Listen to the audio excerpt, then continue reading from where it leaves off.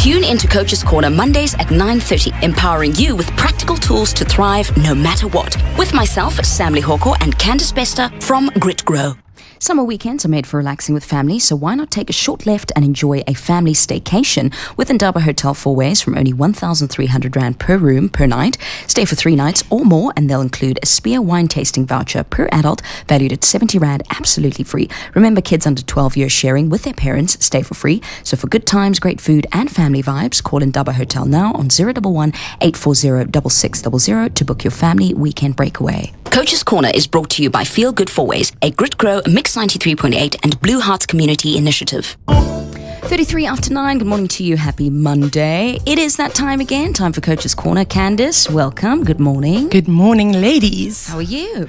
I'm fantastic. How was the weekend? Busy, and I've been told to give a shout out to the Dream Team. They know exactly who they are. Ooh. Hey, Dream Team, hey. Hi, welcome. So, Candace, let's get into it. This week, I believe we're talking about self-confidence and self-belief, right? So, what is that all about? So I think the key word is true self-confidence, and they say there's a fine line between arrogance and self-confidence. Mm-hmm. So self-confidence has nothing to do with anybody else. And it really is a perception of your abilities and your own skills. It is when you know who you are and you believe in yourself, and it really comes with a beautiful feeling. It's the opposite of self-doubt. Do you think, though, that self-doubt is an element that is really introduced by external people as opposed to yourself? It totally comes from external people, and what are they thinking, and was that okay, and did I reply properly, and so it's totally got to do with other people, yes. But if we look at confidence now, where do we actually find that confidence? So I think a good part to start is to look at our history and our upbringing. So if you were modeled in your home and where you grew up, a confident parent or confident parents, then obviously you're going to be much more confident. And it's the whole criticism versus encouragement and being proud of yourself. And it really is about how we treat ourselves and how we love ourselves and our self-talk and our experiences that have shaped us up until now. So if it really is about your upbringing and what has gotten you to this very point that's going to make you confident or not. And I always looked like the most confident person in the world, but inside there was a very different story being told. Because there is usually there's quite a disconnect between your outer voice versus that inner voice. So we've spoken about the fact that your confidence can be affected quite largely by external figures. But what about when you have like a life knock and it makes us lack confidence? What happens then, Candace? How do we get over that? Absolutely, great question. And we have them all the time, don't we? So again, Brené Brown keeps coming up in these coaching sessions, but what comes to mind is she says about the fall and what happens in that state. Often we want to skip over it and just go to the fixing part. But when you are down, there are so many lessons and things that you need to be seeing.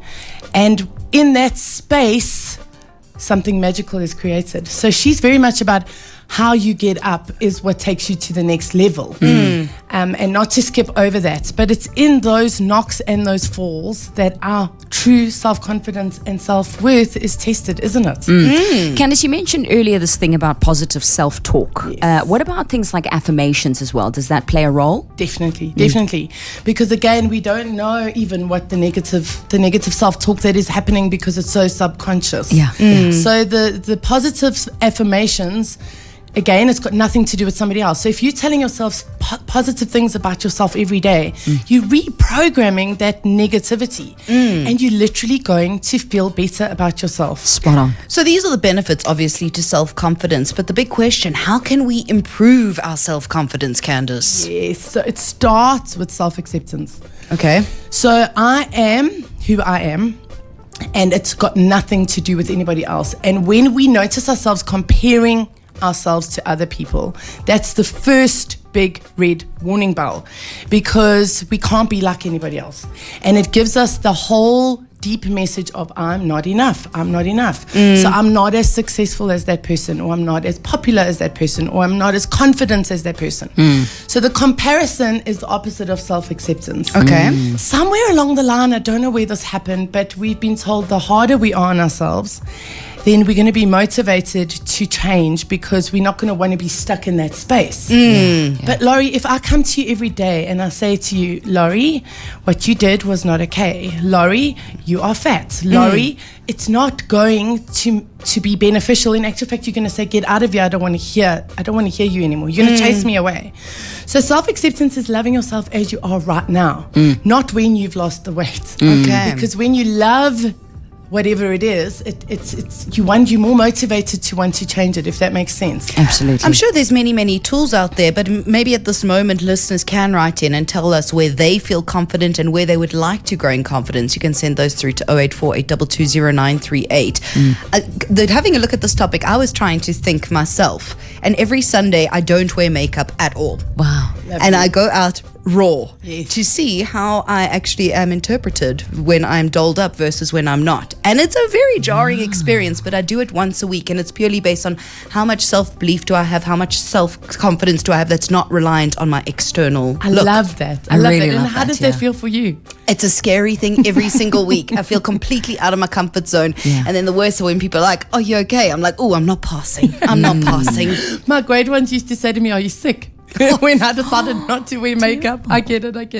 But I think, what really helps when it comes to self-confidence is how well you know yourself. If you know what your strengths are, if you know what you're really good at, what you're passionate about, of course you're going to feel confident about everything that you're doing. And I love what you spoke about in terms of just self-acceptance. Like, this is who I am, this is what I'm good at, and this is perhaps what I'm not good at, and that's okay.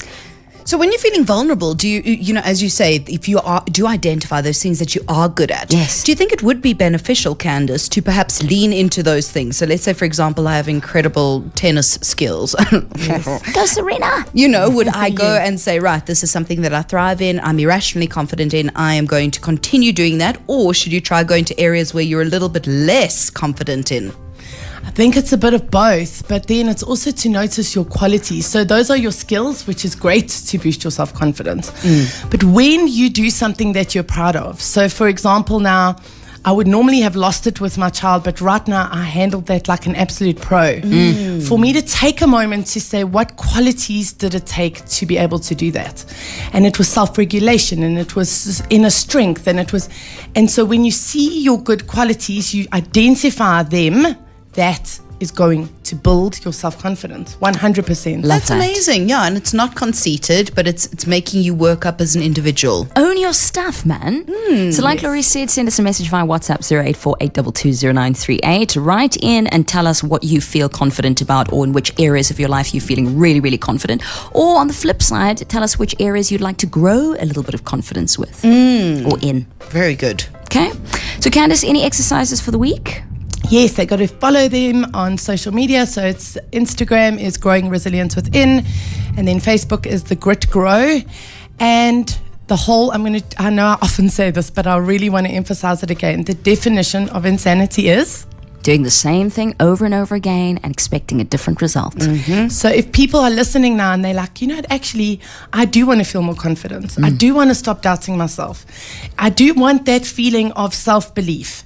Then setting aside time every morning and every evening for yourself and to do these activities that we post every day is going to be the biggest step in the right direction. Beautiful. Amazing. All right, so we'll have a look at your messages. That number again, 084 822 0938. Candace, thank you so much again for joining us. Thank you, ladies. Have Always a beautiful, pleasure. beautiful day. And we will see you again on Friday. Yay. Lovely stuff. We'll have a look at your comments after this. Coach's Corner was brought to you by Feel Good 4Ways, a Grit Grow Mix 93.8 and Blue Hearts Community Initiative.